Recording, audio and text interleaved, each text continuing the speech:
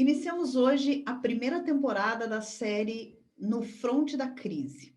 Quinzenalmente, vamos receber aqui no canal Mentoria de Crise convidados, profissionais, gestores que estão aí no olho do furacão, enfrentando o tumulto dos acontecimentos difíceis, que exigem essa gestão rápida e assertiva das organizações. Exigem, antes de tudo, preparo, pensar nesse tema. Então, o objetivo é ajudar as organizações a enxergar esse tema e a relevância estratégica de tudo que está implicado na prevenção e na gestão das crises. E o primeiro vídeo da série vai direto para o fronte, para as estruturas de saúde que atendem nesse terrível tempo aí de pandemia da Covid-19, um dos mais complexos, talvez, momentos da história, né, da humanidade, da história recente da humanidade, né? Nós vamos receber aqui, estamos recebendo aqui hoje, estão aqui com a gente na tela, dois profissionais que estão atuando em estruturas de saúde, né?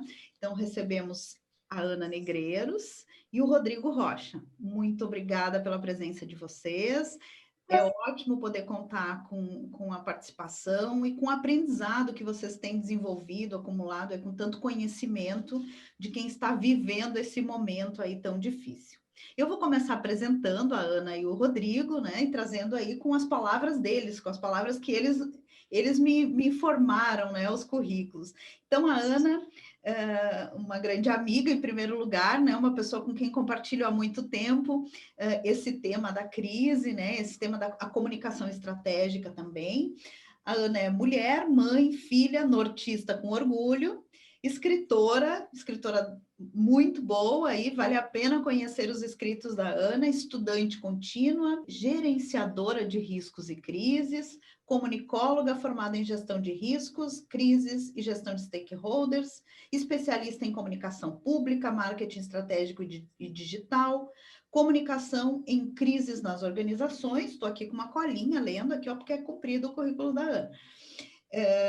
Em organizações. Ana é consultora com larga atuação na área da saúde, né? Já trabalhou aí em diversas estruturas. E hoje, um dos clientes da consultoria dela se chama ISAC, que é o Instituto Saúde e Cidadania, que atua no front, né, no combate à Covid no norte do país. A Ana vai nos contar um pouquinho sobre essa instituição e como tem sido enfrentar aí esses momentos da pandemia. O Rodrigo Rocha, né, é formado em administração mercadológica com ênfase em marketing, é gestor de crise de reputação de imagem, está fazendo MBA em marketing digital, é consultor em comunicação hospitalar e atua na Santa Casa de Maringá, no Paraná. Então, sejam muito bem-vindos, né? E vamos começar esse tema que não é um tema fácil de tratar, é um tema árduo, porque nós estamos falando aí de uma pandemia que está assolando a humanidade, numa proporção que a gente não tinha experiência anterior, né? Possível de estabelecer como referência, mas que está exigindo aí também um aprendizado muito rápido, uma adaptação muito rápida, e o nosso bate-papo aqui é para entender como isso acontece nesse terreno dos riscos e das crises, né? Esse tema me parece que agora com a pandemia ele é um tema que está na boca do povo, né? Que está sendo falado. Se corretamente ou não, se bem apropriado ou não, aí nós temos aí que temos bastante para discutir, mas ele tá estabelecido, né? Está sendo conhecido pelas pessoas. Então, eu queria convidar a Ana aí para começar, né?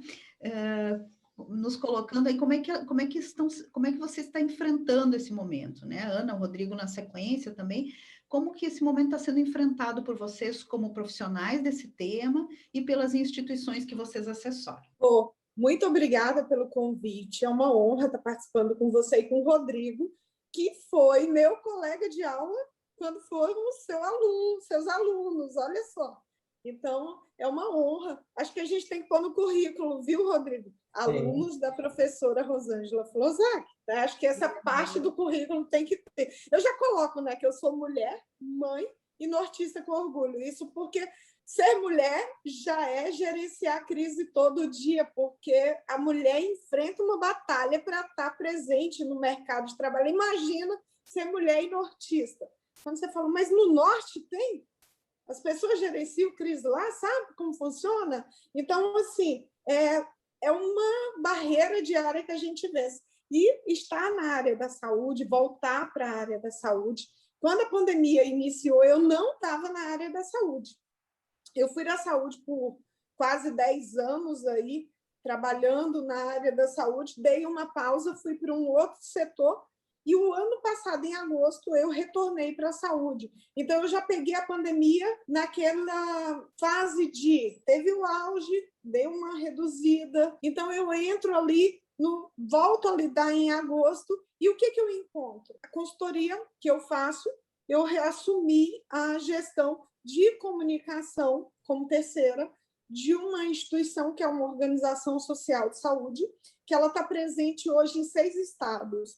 Então, na crise da Covid, ela está tanto no Nordeste como no Norte. Tá? Então, ela está presente nessas regiões e no Tocantins, especificamente, ela assumiu as UTIs Covid.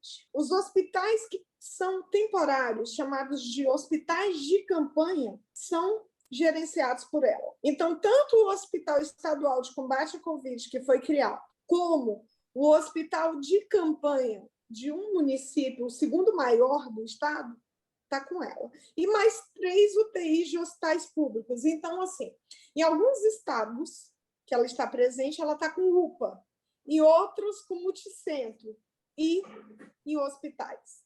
E aí vem a quarta linha que ela atua, as unidades Covid. Então, ela conhece desde a porta da entrada do pronto atendimento até o que é você aplaudir a saída de um paciente que ficou 60, 90 dias em uma UTI. Então, de que maneira você gere? De que maneira que você faz? E aí entra um outro ponto. Saúde sempre geriu riscos. Mas a gestão de riscos de saúde não é o risco que a gente gera. Quando se fala em risco de saúde, já se pensa, não, é assistência e qualidade e segurança do paciente. Então, gerir riscos nós vamos preparar o protocolo, o fluxograma da qualidade, ensinando, preparando, é a base do que nós fazemos. Só que com outro olhar, porque eles atuam para reduzir os erros, mitigar os riscos do hospital em prol de salvar a vida do paciente, para não ter um erro envolvendo um paciente. E daí a gente já olha com continuidade do negócio, o risco de imagem, o risco reputacional, o risco relacionado a financeiro, de sustentável, do negócio ser sustentável. Então, são 2 mundos que se unem e com olhares totalmente diferentes. Então, para quem está na saúde, já estava adaptado com o risco, mas ganhou um holofote totalmente diferente, que foi o risco de imagem, isso entrando LGPD. Então, o que dizer de um momento como esse? É um cenário que se tornou uma areia movediça, que veio infodemia, muita informação falsa, uma necessidade de expor tudo no momento que não pode expor nada, porque a LGPD não permite, e as pessoas assustadas. O caos social gerado por muitas informações que ninguém sabia se era real ou não. Então, a pandemia ela virou o mundo de cabeça para baixo, e daí é onde começou aquela luta, aquela angústia, e as organizações tiveram que respirar e saber equilibrar esses pratos. E daí é onde entra a nossa presença, em poder contribuir. Então, hoje, o que eu faço na organização que eu estou? Eu gerencio o risco de imagem. Esse é o risco que eu gerencio. Claro que a gente acaba se envolvendo no comitê de crise, acaba se envolvendo próximo das outras áreas para saber como está o andamento. E daí, nessas horas, a gente acaba muito papeando com um colega. Eu e o Rodrigo vivendo com o telefone. Como que está aí? Como é que está o pedido? Como é que está sendo essa relação com o boletim médico? Porque pela primeira vez na história, a Justiça liberou que uma instituição de saúde forneça ao governo informações sobre o estado, sobre o resultado de um exame de um paciente. Hoje, as instituições de saúde elas podem encaminhar para o governo se um resultado deu positivo ou negativo para a Covid. Porque se a pessoa está com Covid e ela não notificar o governo, é crime contra a saúde pública. A pessoa não pode esconder. E isso não poderia antes. Então, mudou a legislação. Mas a gente pode contar isso para a imprensa? Eu posso dizer que o Rodrigo está com Covid para a imprensa? Não, eu não posso. Eu posso contar para o governo, mas não liberou para me falar. E aí os colegas querem saber. E aí acaba que isso já vira uma crise. Olha, o assessor de imprensa da Santa Casa de Maringá não quer me dar informação sobre o estado de saúde de fulano, que eu quero saber se ele está entubado ou não. Então, o cenário que virou foi 24 horas à disposição, estar preparado para a imprensa bater na porta a qualquer minuto e você ter que atender, mas principalmente estar preparado para saber lidar com os stakeholders que estão muito ansiosos, nervosos. Porque imagino, eu estou com meu familiar internado, eu não posso vê-lo, eu não posso chegar perto dele. Eu dependo de um boletim, se o boletim atrasa, eu já começo a me preocupar. Então, assim, eu tenho várias pontas, vários atores, e eu preciso todo dia estar mapeando esse cenário para saber onde eu tenho um risco de virar um problema de imagem ali para frente. É um pouco parecido, Rodrigo, com o que você vive? Bastante parecido, Ana. Com a diferença de que eu participei da pandemia desde o início, né? Eu imagino a Ana Negreiros fora de uma crise dessa na saúde. O quanto que a Ana Negreiros não quis participar disso desde o início. Vendo as coisas acontecendo, falando, eu posso fazer diferença, né? Então, desde o início da pandemia, ali em março de 2020, nós ficamos muito apreensivos com tudo isso. O que isso trouxe para nós, como profissionais da comunicação da saúde? Aprendizado gigantesco. Nós tivemos que fazer alguns desdobramentos entre processos e protocolos de forma muito dinâmica. Nós não sabíamos o que estavam por vir. Então, nós criávamos, e ao mesmo tempo que criávamos, já aplicávamos. Ao mesmo tempo que criávamos, já aplicávamos. E uma sinergia com toda a equipe que foi uma forma, que foi quase que inédito, né? Onde todo mundo falava a mesma língua. Então, a assistência, a qualidade, o CCIH, que para quem não conhece, é a Comissão de Infecção Hospitalar, que lida com isso diariamente. A comunicação, sou muito grato pela instituição onde eu estou, que tratou a comunicação também como um setor estratégico dentro da pandemia. Foi bem dinâmico, não posso deixar de falar isso, mas também muito apreensivo para todo mundo. Ao mesmo tempo, onde vinham as primeiras notícias dos primeiros casos importados e havia o lockdown na cidade, mesmo em cidades com lockdown parcial, então as pessoas ficavam em casa, ficavam com seus familiares. E nós íamos para o trabalho, para nós era mais um dia normal. Mas víamos a cidade parada, fazíamos tudo como se fosse um certo abandono, mas não. Isso nos deixava apreensivos, nos deixava mal, e a gente tinha algumas informações privilegiadas, nós não podíamos passar nem para os nossos parentes, para os nossos amigos. Então, estávamos ficando bem, né? É isso que a gente podia passar. Entrou junto disso uma LGPD, então, ao mesmo tempo que nós criávamos comissão de crise Covid, tínhamos comissão de LGPD, porque anos anteriores, a própria LGPD não tinha o tempo de ser agregado dentro das empresas. E esse ano não, esse ano entrou e hoje ela vale. Né? E é isso que a Ana falou, foi interessante. Os dados dos pacientes, antes nós passávamos já dados anonimizados para o governo. Então, eles sabiam que nós tínhamos 10 pacientes com determinada enfermidade, nós tínhamos 3 nascimentos por dia, 10 nascimentos por dia, mas nós não identificávamos essa pessoa. Né? Aí esse dado já ia direto para a Regional de Saúde, para a Secretaria de Saúde, também pela primeira vez, praticamente um boletim completo. Isso foi algo diferente dentro das instituições. Hoje ainda, para nós, profissionais da saúde que estamos dentro de um hospital, ainda é muito tenso. Por quê? Nós temos medo de nos contaminar, nós temos medo de levar isso para dentro da família, por mais que já seja uma doença um pouco mais conhecida do que há um ano atrás, cada pessoa parece que tem um tipo de resultado quando é infectado por ela. Né? E acho que, ao final, o que é que eu posso falar do front, da linha de frente, como profissional da comunicação, é que a pandemia ela veio para nos ensinar. Eu estou ouvindo vocês aqui, estou relembrando muito aí nas nossas discussões técnicas e outras crises de menor de menor impacto aí que eu tenho acompanhado e temos nós todos acompanhado. E é interessante essas características tão vivas, né, de uma crise clássica que a gente enxerga, né, nos relatos de vocês, assim, que é essa perspectiva mesmo de quem está no front, de quem está lá vivendo cada momento e cada decisão que precisa ser tomada num ambiente de incerteza. Acho que essa é a coisa mais clara para todos nós, né? Esse caos informacional que vocês relatavam, né, que a Ana denominava aí como infodemia, né?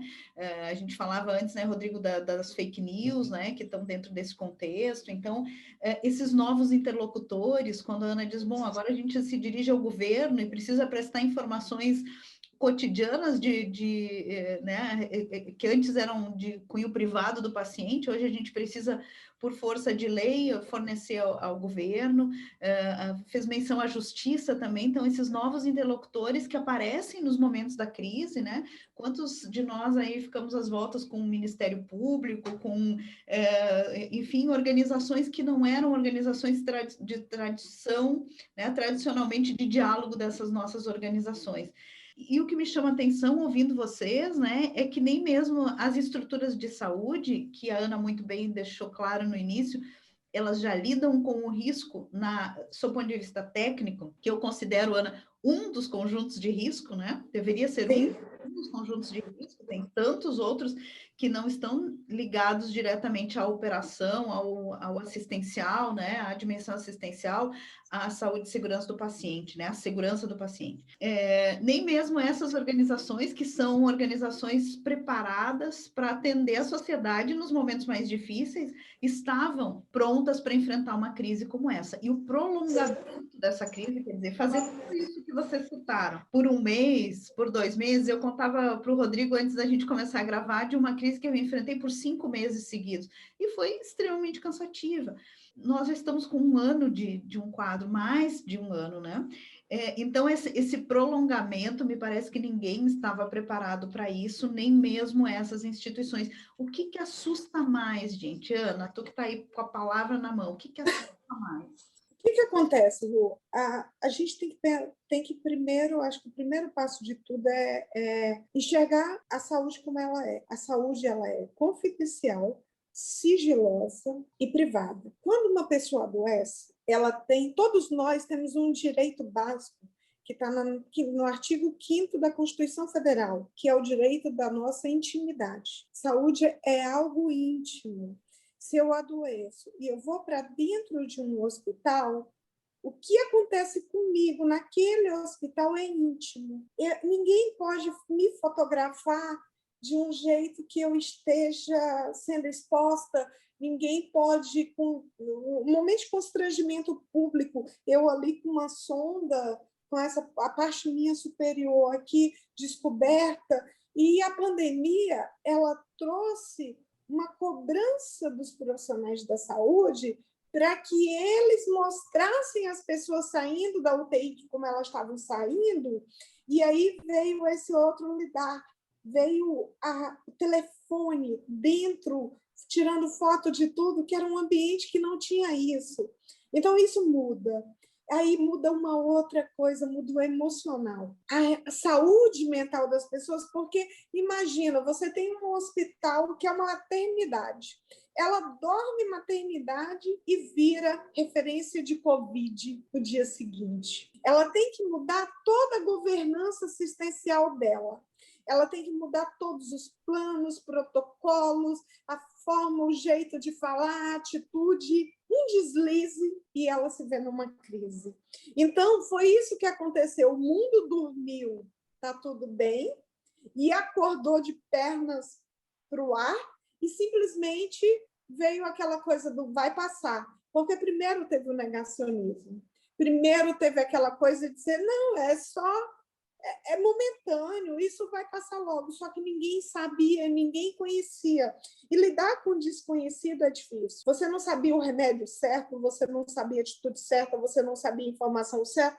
Tanto é que, inicialmente, todo mundo dizia, não, eu peguei e não pego mais. A reincidência veio e disse, olha aqui, eu estou aqui, você pode pegar de novo. Ah, eu vacinei e estou livre. Não, você pega. Vacinado, você pega. Agora, ela vai ser mais fraca, mas você passa. Então, assim, o mundo teve que aprender a se relacionar. As pessoas, elas ficaram privadas do essencial, do pegar na mão, porque, gente, sempre foi o nosso símbolo. Me dá sua mão aqui, o cumprimento é aqui. O símbolo da integração é esse. A gente passou a ter que usar máscara. A máscara que era só no procedimento hospitalar, ela é hoje em casa, na rua, em todo lugar. A máscara está em todo lugar. A mão que a gente estende, agora você dá ali o cotovelo, você não pode abraçar.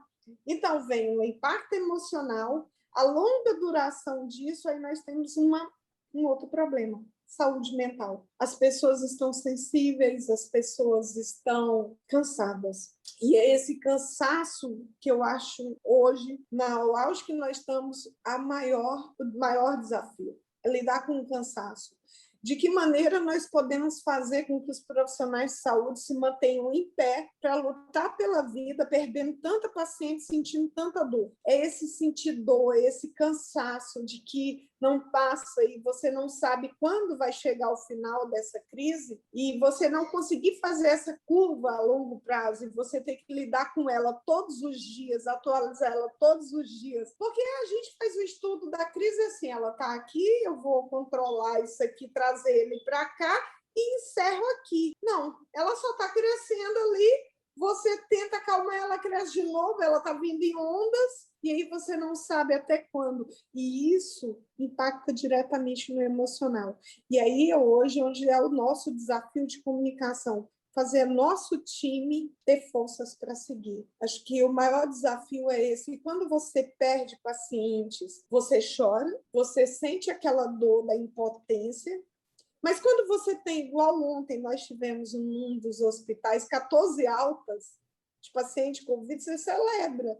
E aí você entende que aquela foto, aquele vídeo da alta hospitalar, que antes era sigilo, agora tem que ser mandado, porque o mundo precisa de boas notícias. E aí a gente se reinventa enquanto profissional. A gente acaba ensinando, criando agentes de comunicação que filmam, que fotografam, que contam a história para a gente, porque a gente não pode estar lá dentro. Então, hoje, a gente aprendeu a ser grandes curadores, né, Rodrigo?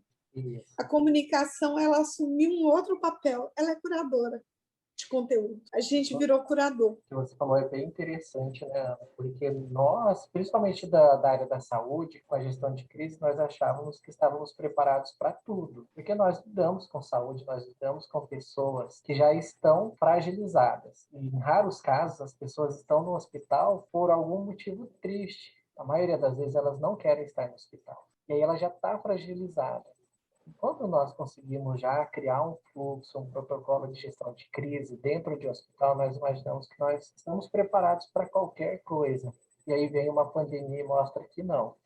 Que a gente ainda precisa fazer muito. A gente precisa fazer muito por nós, pelos nossos colaboradores, pelos nossos pacientes e pelos parentes dos pacientes, né? Pelos entes queridos. E aí, quando você fala que dentro de um hospital antes era inadmissível, dentro de uma UTI você entrar com celular, e hoje a forma de comunicação do médico com a família é uma chamada por vídeo de dentro da UTI para mostrar o familiar, para passar o relatório do paciente para a família, a gente vê uma grande mudança de comportamento e responsabilidade, porque todo mundo teve que aprender muito rápido, porque lá atrás era proibido o uso de celular dentro desses ambientes, né? E hoje eles fazem isso de uma forma que conseguem, apesar de tudo, resguardar a dignidade do paciente e do seu familiar. Então, isso foi bem importante. A gente incentiva, né, Rodrigo, o áudio do familiar no WhatsApp para poder passar para o paciente que está entubado ali, para ele poder escutar a família. A instituição que eu trabalho faz isso. A visita virtual faz parte da nossa rotina. Antigamente só se passava informação presencialmente, hoje o boletim médico é pelo telefone. Então, as instituições de saúde tiveram que se reinventar. O doutor Vinícius, que é o nosso gestor de assistência e qualidade, ele mapeia o processo e ele viaja todos os hospitais e todas as unidades, e ele é cardiologista com especialização nessa área de qualidade, de segurança do paciente. É o trabalho que ele faz. O doutor Vinícius falou para mim uma vez que o maior desafio dessa pandemia foi ressignificar o processo, foi reinventar a forma de fazer saúde. É uma lição diária, é aprendizagem contínua. E quando a gente vê isso, e aí a instituição que eu trabalho luta para realmente salvar vidas, aí quando você olha que você está abaixo da média nacional em termos de letalidade, aí você fala assim, a gente está no caminho certo. A gente mais celebra do que a gente se despede. Então, eu acho que isso faz a gente respirar e dizer, vamos seguir, vamos em frente. Exato. Respondendo à pergunta, o que mais me assusta? O cansaço psicológico mesmo dos profissionais, né? Você destacou muito bem. No início da pandemia, eu fiquei com muito medo dos nossos profissionais se robotizarem. Então, assim, é muita demanda e não dá conta, é paciente atrás de paciente. Procedimento que eles raramente faziam, que era a própria intubação, virou algo cotidiano. E transformar isso em algo do dia a dia, eu pensei, vai robotizar o nosso profissional, ele vai acabar não se importando com o vírus. Pelo contrário, ele se importa e se importa muito. O profissional da saúde, a cada paciente que ele pede, ele se entristece como se fosse um familiar. Manter o profissional de saúde motivado, de que ele está fazendo a diferença, é muito importante e é um dos maiores medos, tá? Que nós não conseguimos fazer isso. Uma segunda coisa que mais me assusta são as disseminações de fake news, que ela é mundial, não é nem a nível regional. Então, nós temos hoje uma velocidade muito grande onde as fake news elas são distribuídas e a verdade não tem uma velocidade tão grande assim, né? A gente começa com fake news desde que, como a Rosângela falou e você falou, no início da pandemia desmerecia o vírus, né? É um vírus menor, é um vírus que não vai me fazer passar mal, é um vírus que, como se desmerecesse a vida dos mais velhos, mas é um vírus que quem sofre são os mais velhos. Aí depois veio a questionamento das vacinas, porque a vacina vem de algum lugar do mundo onde eu não gosto, alguém me fez acreditar que eu não gosto de uma vacina que vai fazer mais mal do que bem. E aí veio também o descrédito aos decretos, porque começa com um decreto muito forte, depois o decreto ele vem parcial, e aí vem aquela onda. Eu tenho os leitos lotados, depois os leitos esvaziados. Tá tudo bem, todo mundo volta para a rua, os leitos lotam. Essa velocidade da distribuição da fake news, a infodemia, a informação errada, a informação incorreta e a resistência das pessoas em acreditarem nos profissionais realmente da saúde que querem falar para eles a verdade. Isso me assusta muito. Veja que eu acho que esse é entre esses sobressaltos, esses sustos e essas revoluções que a gente precisa fazer, né, no meio da crise. De fato, como em todas as crises, a gente percebe que essa avalanche de mudanças ela precisa ser muito rápida. Só que nesse tempo todo prolongado, a gente está, como vocês dois estão dizendo, exaustos de mudar e de adaptar e de viver aqueles sentimentos bem primitivos, né, do medo, do sobressalto, da ansiedade, da negociação com as novas realidades. Isso é aquele ciclo tradicional que a gente vê nas crises. O meu grande medo, gente, e eu tenho que compartilhar com vocês, é que a gente passe por tudo isso, né? O Rodrigo começou dizendo assim, essa pandemia veio para nos ensinar. Veio para a gente aprender a viver, a fazer outras coisas, né? A fazer as coisas de um outro jeito. E quando a gente olha para a nossa área, para prevenção e gestão das crises, me parece que é um aprendizado que deveria ser absolutamente natural disso tudo, que é assim, vamos olhar diferente para esse tema, vamos levar a sério a gestão dos riscos, vamos levar a sério os mecanismos de prevenção, vamos aprender e aprimorar cada vez mais. E aí eu morro de medo do efeito UFA. né? O efeito do UFA é assim, passou a crise, passou a pandemia, nós vamos voltar a conviver, a nos abraçar, apertar as mãos, vocês vão vir aqui para o Rio Grande do Sul, eu vou ver vocês no Paraná e no Tocantins, e onde quer que a gente esteja, né? Vamos nos reencontrar e a vida vai retomar um ritmo semelhante ao que nós tínhamos antes. Voltar ao que era, certamente nunca mais, mas vai retomar, não na nossa geração tão marcada, né, por esses episódios, mas vai retomar com alguma familiaridade. O que nós, como profissionais, podemos fazer? E agora aqui pensando que a gente está falando para gestores, a gente está falando para colegas da área, né? Como que a gente pode evitar esse efeito UFA e passou e aprendemos, mas daqui a pouco, né, Rodrigo, a gente esqueceu o que aprendeu, e aí? Como é que a gente vai preservar esses aprendizados e vai continuar criando essa cultura, né, de cuidado, essa cultura de prevenção dentro das nossas organizações? Me ajudem aqui a ter alguma sugestão para os nossos, né, para as pessoas que estão nos acompanhando aqui, como que a gente pode contribuir para isso, como gestores e comunicadores, profissionais em geral, podem lutar por isso. Eu acredito muito que a gente precisa tomar consciência de que o esperar para ver é simplesmente desafiar a incerteza, que a gente precisa saber realmente ler cenário, avaliar possibilidades e estar preparado. O Brasil ele não tem o hábito, ele não fez da prevenção um hábito. O brasileiro tem muito essa coisa de que isso não acontece comigo, não, só acontece com o outro, comigo não vai acontecer. Não, eu prefiro esperar. Se isso acontecer, mas isso não vai acontecer. E, de repente, acontece. E aí, quando acontece, o prejuízo é gigantesco. Então, a gente tem que parar de agir olhando a incerteza, e sim buscando entender as possibilidades. Acho que o que mais me assusta, ainda há pouco eu falei que mais me assusta é o cansaço, mas o que mais me assusta na nossa área é o efeito que essa pandemia já gerou de ter revelado muitas pessoas se autodenominando especialistas em crises para vender palestras e cursos rápidos, como se isso fosse solucionar os problemas. Olha, na crise, você faz o seguinte, você tem um problema na rede social, você vai fazer assim, você vai responder. Não é isso. Crise, só existe um jeito de evitar a crise, trabalhando a prevenção, indo para a cultura do cuidado. E aí a cultura do cuidado, ela é gestão. E aí, nesse processo de gestão, é mapear, identificar, controlar, treinar a equipe, estar preparado para isso. Então, assim, o que um gestor deve fazer? Reinvente, mude, aprenda, que é cultura. Cultura vem de cima para baixo. A cultura, ela não nasce aqui embaixo, ela nasce em cima. Por que a gente não tem a cultura do cuidado?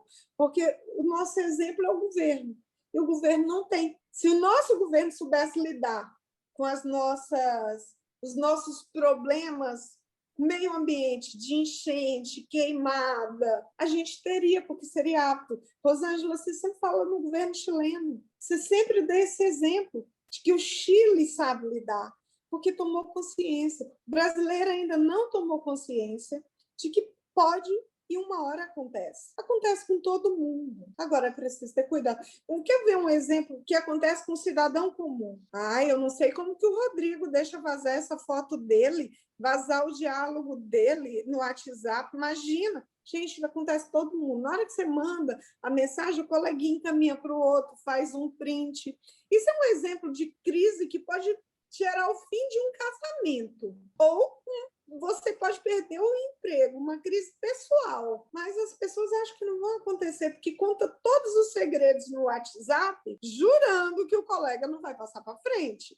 Então, assim, falta essa tomada de consciência. Acho que o grande passo é tomar consciência de que uma hora vai vir e você precisa estar preparado. E para estar preparado, é você trabalhar um sistema de prevenção, fazendo gestão de risco. Que existe a grande diferença entre gerir e gerenciar.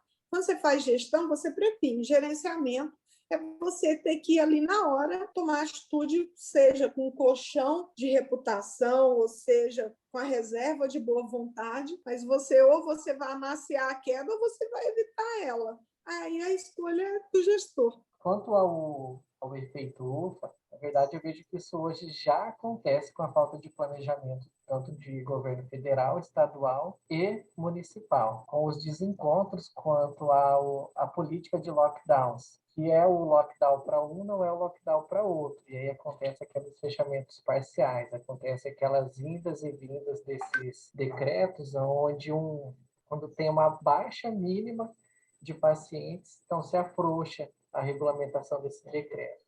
Então, nós temos mais pessoas nas ruas, nós temos mais aglomerações, e o resultado não é outro. E de 5 a 10 dias, que é o período em que a pessoa tem os sintomas, os hospitais voltam a se encher. Volta a se encher, coloca um decreto que seja mais efetivo, passa ali alguns dias, diminui a superlotação, não é nem que diminui a ocupação, é a superlotação, afrouxa novamente. Não coloca a culpa também nos prefeitos, não é uma decisão fácil, não é uma decisão simples, ele tem pressões de todos os lados, mas ele está ali para isso, né? Então, assim, se candidatou, ninguém tem culpa de que ele pegou uma pandemia ali, ele tem que saber lidar com esse gerenciamento. Então, o efeito UFA, ele vem e vai conforme as ondas do Covid. Para que isso não aconteça, né, para que a gente não perca essa vivência com o gerenciamento de crise, principalmente da nossa área, que é a área da saúde, nós não podemos subestimar as nossas próximas ondas, tanto do Covid quanto de outras doenças que vierem. Quando vier um aviso, principalmente da Organização Mundial da Saúde, nós precisamos de gestores que tenham esse interesse em estudar mais sobre o assunto, em enfatizar com os seus governos, ministérios e secretarias de saúde, principalmente, a importância de se lidar com essa informação como uma informação séria. Os próximos sinais que vierem, nós temos já outros estudos que já mostram que nós já temos novas pandemias surgindo, nós já temos outros vírus, a nossa própria variante brasileira é uma das mais perigosas do mundo. E para que a gente consiga, de forma efetiva, resguardar os nossos, e quando eu digo os nossos, é a nossa comunidade em si, é a implantação da cultura do cuidado, que a Ana falou ali de forma exímia. A Ana é uma profissional que eu me espelho muito. Aprendemos com a professora Rosângela, isso não tem nem o que dizer. A cultura do cuidado, ela não é algo rápido, então ela não é apagar incêndio. A cultura do cuidado, ela é o que é que eu vou fazer para que isso não aconteça de novo, primeiramente. Segundo, o que é que eu vou fazer para que isso que aconteceu, a empresa se responsabilize, o profissional se responsabilize, se é principalmente com uma vida, com uma pessoa, como que eu vou me responsabilizar por isso? Não simplesmente dizer que não aconteceu, que eu não tive a ver com isso. Aconteceu, o que é que eu posso fazer por você? Então, não é algo rápido e a cultura tem que ser duradoura. Os grupos precisam se acostumar a manter os comitês de gestão de crise, precisam se acostumar que não existe crise pequena demais, assim como não existe crise grande demais. A crise, a gente aprende que ela dá os primeiros sinais. E se a gente não cuidar, ela escapa do nosso controle, ela escapa das nossas mãos. E aí a gente vai ter que gastar mais tempo, mais dinheiro, a instituição vai se desgastar mais como reputação e imagem. E quando arranha uma reputação, não vai ser uma indenização que vai tirar essa cicatriz do rosto da empresa, né? Vai ser com o tempo e muito tempo. Então, nós, como profissionais da área da saúde, precisamos ter a ciência de abrir os olhos da nossa gestão, né, dos nossos líderes, dos nossos liderados, aonde a responsabilidade é de todos. O Rodrigo estava falando, pô, e eu fiquei visualizando essa crise e, para mim, nós tivemos um erro muito grave. Brasil, tá? Não uma instituição de saúde ou um governo de Estado, não. O que faltou? Quando você identificou que tem uma crise, você tem que aprender a lidar com ela, controlá-la. E só se controla tendo um órgão, um comitê gestor que oriente. O que aconteceu? A gente não teve esse comitê gestor de crise nacional integrando todo mundo, porque não adiantava o Rio Grande do Sul ter uma decisão, o Tocantins ter outra decisão, a Paraíba ter outra decisão, Manaus outra. Não, era necessário todo mundo se unir, porque a crise era nacional. Precisava de uma definição, de um controle, de um comitê que fizesse isso e dissesse, nós vamos por aqui. Porque hoje o caos estava em Manaus, vou mandar os pacientes para o Brasil todo. Mas ia chegar naquele outro e não ia ter vaga, não ia ter leito. Então, essa crise, ela teve um erro absurdo, que é dividir em partes, fatiar. Ela era uma crise única e ela não foi vista como única. Então, é o que o Rodrigo falou. Um governo decide ter lockdown, o outro não.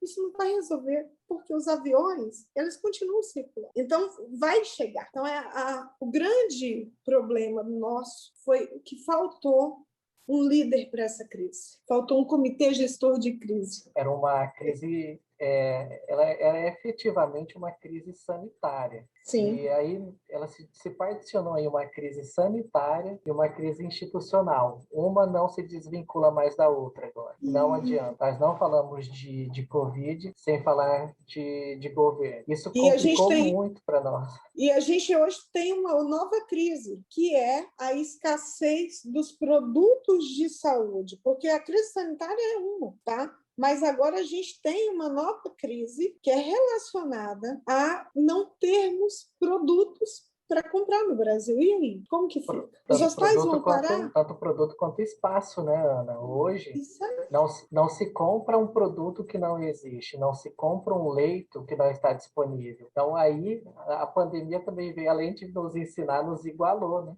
Existia um relato muito forte feito para o secretário de Saúde do Paraná, Beto Preto, onde a pessoa confidenciou com ele.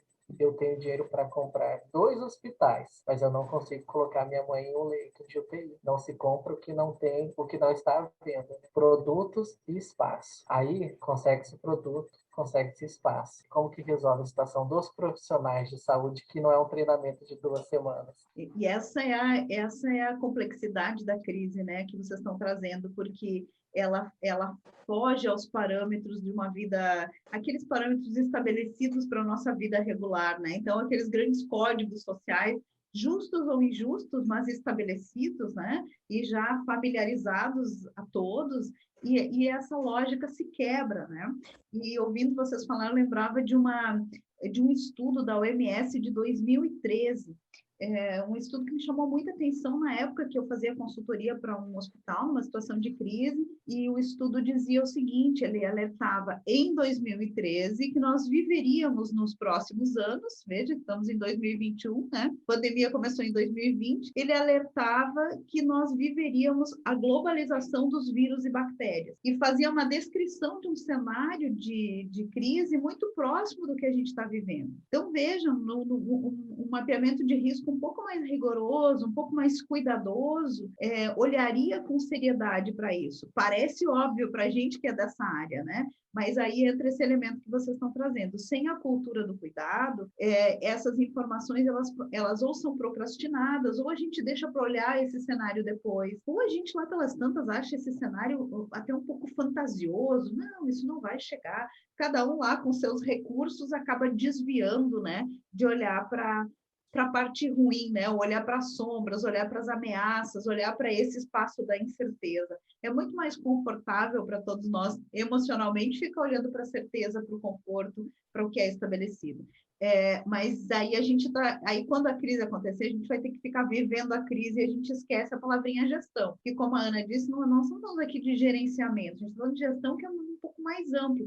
Gerenciamento está dentro da gestão, mas a prevenção, ela é imprescindível. E aí o efeito UFA é isso, a gente não pode terminar, passar por tudo isso. Eu brinco com os meus clientes e amigos, eu digo, olha, o sofrimento é inevitável, mas o aprendizado é uma escolha. E aí a gente precisa a gente precisa se colocar para esse aprendizado. E aí eu queria já abrir a palavra para a gente ir aí para a rodada final, né? Porque nós três conversando aí, a gente vai virar a noite conversando, porque tem muito assunto e a gente é apaixonado por esse tema, né? Mas eu queria lançar a última provocação, que é assim, então, o que nós, no nosso lugar da comunicação, né, podemos fazer para contribuir para que esse aprendizado efetivamente ocorra?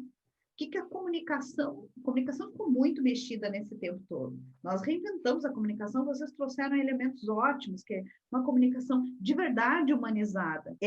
Sair desse lugar, do nosso lugar confortável de técnicos, centralizadores da comunicação e nos transformarmos em curadores, né? E, enfim, vocês trouxeram vários pontos. Como é que a gente pode contribuir para esse efeito UFA aí não acontecer, para a gente se agarrar nesses aprendizados e conseguir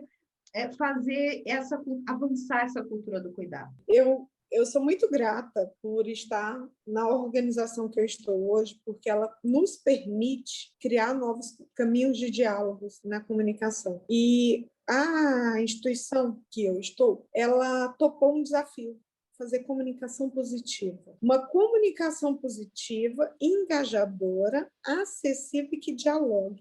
Então, ela saiu daquele quadrado da comunicação impositiva, do dizer, não faça isso, não, porque está todo mundo cansado. O cenário é de muita dificuldade. O cenário, quando você senta com um gestor, ele vira para você e fala: eu tenho que abrir mais 10 leitos, mas eu não tenho material humano, eu não tenho medicamento, eu não tenho insumo, como que eu vou abrir? Não se acha mais profissional de saúde para contratar. Esses dias a gente precisava contratar 100, o Rodrigo precisava contratar 100, e a gente estava conversando, como é que nós vamos fazer para divulgar? Porque não consegue contratar, não tem profissionais de saúde disponível no mercado. Então, falta mão de obra, falta material, falta insumo, como que a gente faz? E os valores subiu de 3.000%, uma luva que era 0,08, hoje é uma máscara, hoje é 8, 9, 10, 80. Então, assim, nesse momento todo, como que você redefine a comunicação? A comunicação, ela precisou se ressignificar, mostrando, saindo do quadrado de fazer arte, saindo do quadrado de fazer videozinho, jornalzinho, fotinha, Instagram, rede socialzinha, textinho, e assumindo a posição que ela tem de ser estratégica, de pensar, olhar, enxergar, contribuir para controlar e exatamente saber um último ponto: falar sobre risco. Porque as pessoas têm tanto medo que aconteça que não falam. E aí, por não falar, não previne. E aí é onde muda. E eu tenho muito orgulho que a gente está fazendo hoje comunicação de risco, está utilizando a comunicação de risco para que o efeito UFA não aconteça, está utilizando a comunicação de risco para as pessoas pararem e pensarem sobre o que elas têm que fazer. E olha que se tenta tanto tempo com acidente de trânsito para poder usar cinto de segurança, que eu acho que a única comunicação de risco que a gente tem efetivamente no Brasil é: se for dirigir, não beba. Mas a gente mudou, a gente fala em doença, a gente está falando em cuidados. Higienização das mãos sempre fez parte da nossa rotina em saúde, mas agora está dentro de casa. Mas, isso, a cólera e tantas outras que passaram. Então, assim, a gente está chamando a atenção que é possível fazer comunicação de risco de forma positiva, que sensibilize. E aí é uma mudança que é o sonho, e assim, eu finalizo minha fala com esse pedido, que a gente aprenda a sensibilizar e pare de tentar conscientizar. A tomada de consciência individual e pessoal, só eu sou capaz de tomar consciência. Agora, isso vem com a sensibilização. Então, a partir do momento que nós mudarmos esse objetivo comunicacional e fazer a comunicação do risco para sensibilizar, ao invés de conscientizar, acho que a gente vai longe aí na nossa área. Olha, Ana, parabéns, hein? Olha, sem a gente combinar, eu fiz aqui uma colinha exatamente, né, com o que você disse. Nós somos os profissionais que a gente fica no meio de tudo isso, né? Nós ficamos entre os profissionais da saúde, nós ficamos entre o Covid, nós ficamos entre comunidade. E a gente chora. E a gente chora, nós somos humanos, e nós temos medo também. Nós temos medo. Nós vamos a tudo aquilo que a gente vinha comunicando antes, como você disse, nós fazemos a nossa arte, olha, tem que higienizar a mão, nós sabemos, mas hoje é um negócio tão dentro de nós, o uso da máscara. Quando a gente for usar as máscaras as primeiras vezes, eu fiquei com vergonha de sair na rua com a máscara. Hoje é estranho a gente ver pessoas sem máscara. E a gente começa a perceber, então, que tudo isso, toda essa mudança de hábito, ela vem através de comunicação. Se teve alguém que se unificou nesse meio, foram os profissionais da comunicação de diversas áreas, desde a governamental, a privada, e nós percebemos realmente, nós já sabíamos que nós fazíamos uma diferença. Mas hoje nós percebemos que a nossa diferença pode salvar vidas. Salvar vidas ficava exclusivamente para médicos e enfermeiros. Eles salvavam vidas, mas hoje todos os profissionais da saúde, desde uma recepção muito bem treinada até uma comunicação direta de risco muito bem feita. Isso me deixou bastante feliz, assim como você também. Quem somos nós para dizer, para viabilizar uma comunicação entre um ente querido e o familiar que está ali na UTI, né? Quem somos nós para escrever as regras de que o que pode e o que não pode fazer numa situação dessa, sendo que a gente acaba proibindo uma visita de um pai para o filho, de um avô para neto ali dentro, né? Então a gente faz a diferença dentro do nosso trabalho bem feito. A comunicação, ela teve um papel nessa pandemia e para as próximas pandemias, para os próximos meses dessa própria pandemia, de abrir os olhos, né? De mostrar os fatos, de nos posicionar como estratégico, como você falou. A instituição passou a perceber a diferença que nós fazemos como comunicação interna, como comunicação externa, como gestores de crise, né? A gente passou a fazer parte de forma íntima do dia a dia dos profissionais da saúde. De uma forma muito direta, nós fazemos parte da solução. O posicionamento que a comunicação teve nessa pandemia foi de ou eu faço parte do problema ou eu faço parte da solução. E felizmente, todos os profissionais que eu conheço da comunicação fazem parte dessa solução, entendem a sua importância dentro desse meio, entende que não tem trabalho mais completo ou menos completo na pandemia. A comunicação ela foi linda nesse período. Ela está sendo muito bem vista e, com certeza, o efeito UFA não vai tirar o papel que nos é cabido nessa história, né? Com certeza, o que a gente está vivendo hoje entra para a história da comunicação. O que a gente vive hoje entra como case, com certeza, de sucesso.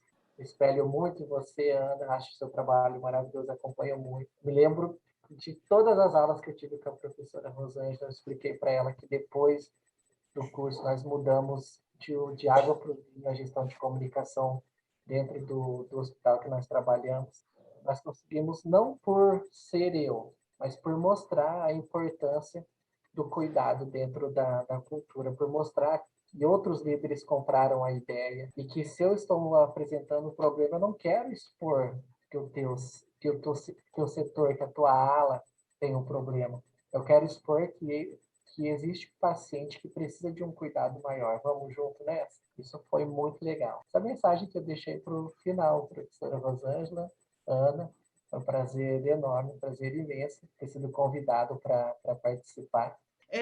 Rodrigo, eu quero pegar a tua expressão aí, né, que a comunicação vai entrar para a história nessa pandemia. Eu concordo muito com você, concordo muito que a comunicação, ela de fato, né, que a Ana trouxe, eu fico muito feliz quando vejo expressões de comunicação de risco, né, que é uma área que não se explora no Brasil, é uma área que não se desenvolveu no Brasil, ela está no mundo desde 1989 e nós ainda experimentamos com muita cautela, porque ainda não temos certeza de como vai funcionar, né? Então, quando vejo os conteúdos aí que a Ana prepara e lidera aí no Isaac, né, para trabalhar esses temas de comunicação de risco com qualidade técnica, com valor humano, né, com estratégia, acho que a gente tem aí umas experiências que são renovadoras para a comunicação.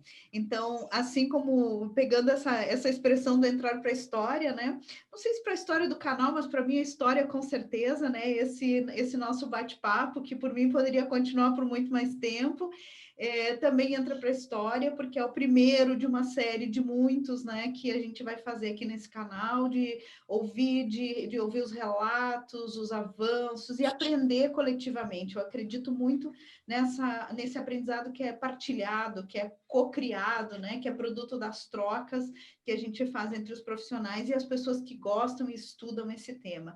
Então, quero agradecer imensamente a vocês, a generosidade de aqui, ó, não sei que dia vai veicular, mas é uma sexta-feira à noite, nós estamos aqui, ó, sextou, discutindo, trabalhando, refletindo, né? Então, quero convidar todos que acompanham aqui, que estão assistindo, que vão assistir esse vídeo, né? Que acompanhem esses dois profissionais, a gente vai colocar o arroba aqui do LinkedIn dos dois, então vale a pena aí acompanhar e acompanhar e observar essa experiência que eles vêm partilhando e que vêm desenvolvendo aí nas suas carreiras profissionais, né? Então, esse canal é para a gente falar sobre isso, falar de cultura do cuidado, e vocês são donos desse espaço também, olha, usem sempre que quiserem, vamos marcar outros papos, vamos seguir conversando, porque acho que a gente tem muito a trocar e aprender juntos, né? Então, agradeço, convido todos a que curtam, compartilhem, né, esse conteúdo, apoiem, né, essas discussões, essa área, aprendam mais, busquem mais sobre prevenção, gestão de crise, sobre cultura do cuidado. Eu acho que toda a sociedade tem muito a aprender. Muito obrigada pela audiência, muito obrigada a vocês dois. Um beijo e até a próxima.